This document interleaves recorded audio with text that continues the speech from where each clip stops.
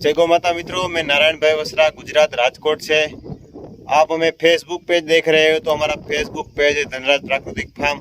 आप हमें यूट्यूब पे देख रहे हो तो हमारा यूट्यूब चैनल है धनराज प्राकृतिक फार्म। हमारा वीडियो लाइक कीजिए, अपने दोस्तों के साथ शेयर कीजिए, और आपने हमारा चैनल सब्सक्राइब न किया हो तो सब्सक्राइब कर लीजिए और फेसबुक पेज फॉलो कर लीजिए, क्योंकि हम गौ संवर्धन और प्राकृतिक किसानी करते हैं और उनकी माहिती हम जितना बन सके उतने हम देने की कोशिश करते हैं। हमें जहाँ तक मालूम रहता है उस दिशा के हिसाब से। तो चलो आज दिखाते हैं हमने बैलों के द्वारा जो जुताई की थी उसके बाद मूंगफली कैसी दिख रही है। चलो अब हमने प्लॉट में जाके दिखाते हैं और मिश्री अब कैसी दिख रही है, कितना वेट कराएंगी, चलो वो भी दिखाते हैं। बैलों की जुताई के दूसरे दिन आप मूंगफली में देख सकते हो क्या कैसा बदलाव है,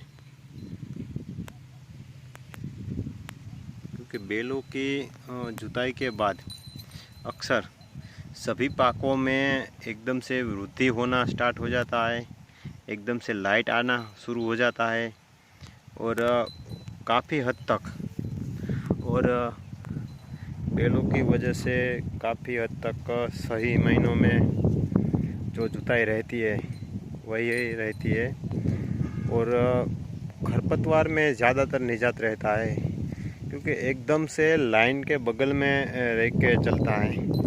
और पावर टिलर या किसी और चीज़ से हम चलाएं तो दिक्कत रहती है, और जो लाइन रहती है उससे दूर रहता है। तो काफ़ी हद तक आपने देखा है इसमें। तो एकदम से बढ़िया तरीके से मूंगफली दिख रही है,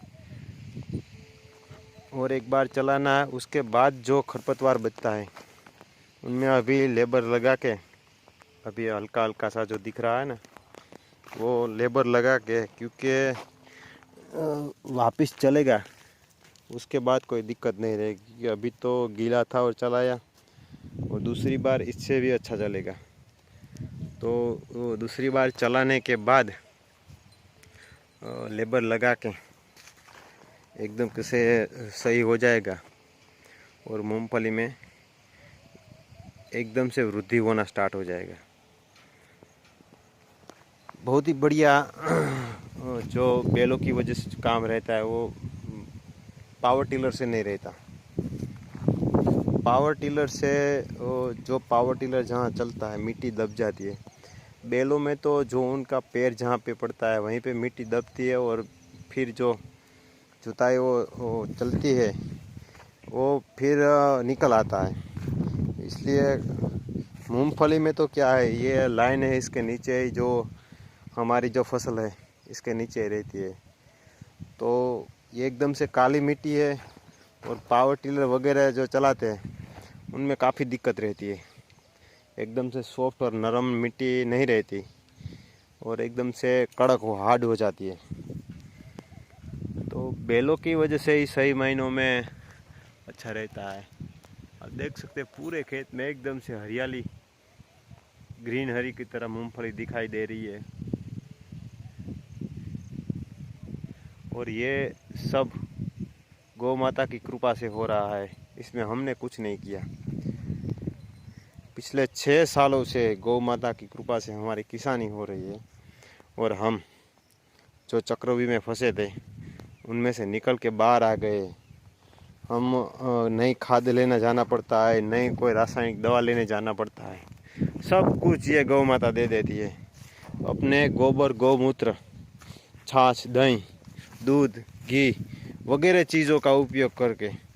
तो आप लोगों ने ये सोचा होगा कि भाई गोबर या छाछ तो गोबर, गौमूत्र, छाछ तक तो ठीक है, दूध की बात क्यों बता रहे हो, घी की बात क्यों बता रहे हो। तो हम बात करते हैं, पहले हम आपको मिश्री दिखा देते हैं। अब गिनती के दिनों में चली जा रही है,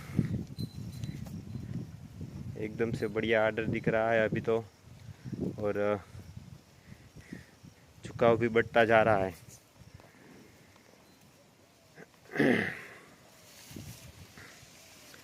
और उनके स्वभाव में भी नरमियाँ आने शुरू हो गई है। जो पहले दूसरी गौ माता उसके पास जाती थी तो जो जिनके साथ बनती नहीं थी उनके साथ एग्रेसिव स्वभाव से व्यवहार कर रही थी। और ये हमारा भद्रा हमारे पास आ गया। देखो, इन्होंने अपना सर इस पाइप के बाहर निकाल के हमारे पास आ गया। तो हम बात कर रहे थे, आप बता रहे थे कि छाछ, गौमूत्र और गोबर तक तो सही है, घी और दूध की क्या बात कर रहे हो?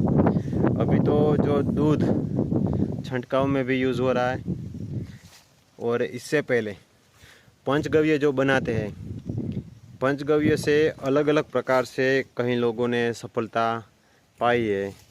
तो उसमें एक सफलता हमने भी पाई है। हमने पंचगव्य के द्वारा बैक्टीरिया जो निर्मित होता है और वो बना के हमने खेत में पिलाया था और छंटकाव भी किया था।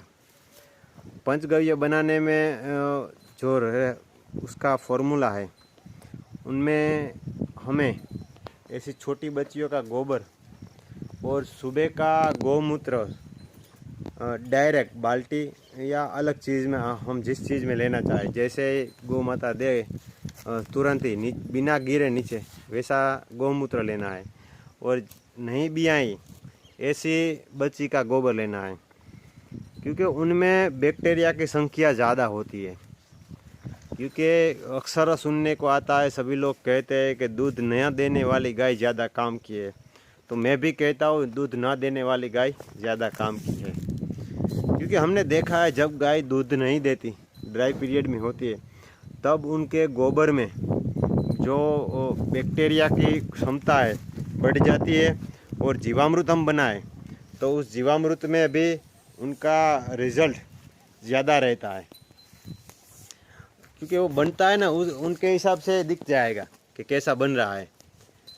तो उस हिसाब से गोबर, गौमूत्र से भी ज़्यादा घी और दूध पंचगव्य द्वारा निर्मित पंचगव्य बनाए और उनके बैक्टीरिया उनमें से निर्मित होते हैं। और वो बैक्टीरिया से हमने फसलों में काफ़ी पाया है और छंटकाव भी किया है। उनमें ज़मीन जो मिट्टी में सुधार का काम कोई करता है ज़्यादा, तो पंचगव्य है। और जीवामृत से भी ज़्यादा रिजल्ट रहता है। और पंचगव्य बनाने के बाद जीवामृत तो हम बनाते और उसको एक्चुअल टाइम पे उसको पिला देना पड़ता है। लेकिन पंचगव्य है वो बनाने के बाद हमें, जब पंचगव्य हमने बना लिया और हमें जब छंटकाव करना है, जब बनाना है, तो तुरंत बन जाता है। और उनका भी हम अलग से वीडियो बनाएंगे, पंचगव्य जब हम बनाएंगे तब। तो अब ये रुद्र पहली बार बाप बनने वाला है। मिश्री जब बच्चा देगी तो कैसा रिजल्ट रहेगा वो भी खास देखने में आएगा। देख सकते हो आप कैसा दिख रहा है। और अभी ये 3 साल का ही हुआ है, 3.25 साल का, यानी कि अभी 33 महीने का हुआ है। और इनका अगला जब हम दिखाएंगे ना, फ़ोटो वगैरह हमने डाला ही है इसमें, तो फ़ोटो देखेंगे तो आप बोलेंगे ऐसा आप ले आने के बाद इतना बड़ा हो गया। क्योंकि जब हम हमने जब जहाँ मिला ना हमसे, जिस आदमी ने दिया, इससे भी बढ़िया बुल था वाइट वाला, वो हमने नहीं लिया। क्योंकि इनकी माँ का मिल्क रिकॉर्ड ज़्यादा था और वाइट वाला था। इनका और उनका बाप एक ही था, लेकिन उनकी माँ में थोड़ा दूध कम था, इसलिए हमने वाइट नहीं लिया। क्योंकि कलर से ज़्यादा डिमांड उस पेडिग्री में, उसकी माँ में दूध कितना है, उनकी माँ की अगले बाप में, अगले माँ में दूध कितना है, वो सब देख के चलना पड़ता है। गौ संवर्धन ऐसे ही नहीं होता है, इस हिसाब से चलना पड़ता है। चलो तो अब मिलते हैं नेक्स्ट वीडियो के साथ।